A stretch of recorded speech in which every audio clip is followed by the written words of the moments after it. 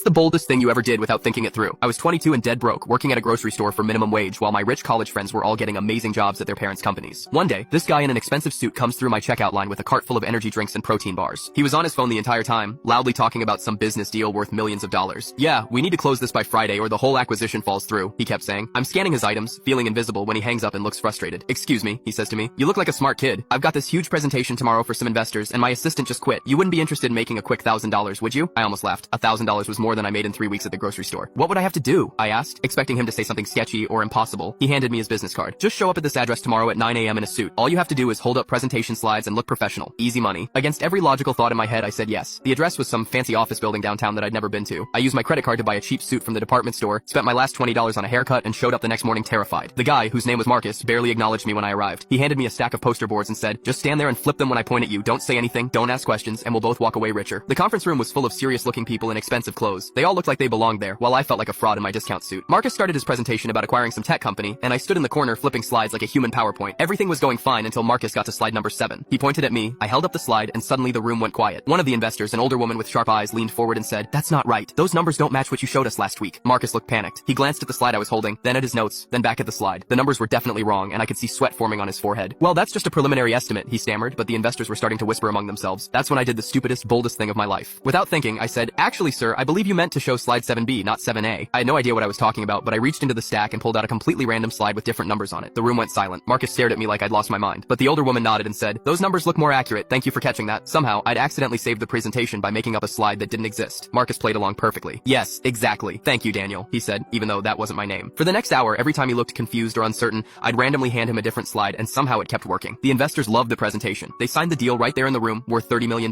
As everyone was shaking hands and celebrating, Marcus pulled me aside. "I don't know what just happened, but you just saved my company. That wasn't even my presentation. I grabbed the wrong folder this morning." Turns out Marcus had been so stressed about his assistant quitting that he'd brought completely outdated materials to the most important meeting of his career. My random slide flipping had somehow covered up his mistake and made him look prepared and professional. "How did you know which slides to show?" he asked me. I looked him straight in the eye and said, "Lucky guesses." He laughed and handed me an envelope with $5,000 instead of the promised $1,000. But the best part came next. "You've got good instincts under pressure," he said. "How would you feel about being my new assistant? Real salary, benefits, the whole package." I quit my grocery store job that afternoon. 3 years later, I'm the operations manager at Marcus's company, making more money than I ever dreamed of. And Marcus still tells the story at company parties about the grocery store clerk who saved a $30 million deal by pretending to know what he was doing. The funniest part is that I still have no idea what those slides actually said. I was just too nervous to read them properly and kept grabbing random ones from the stack.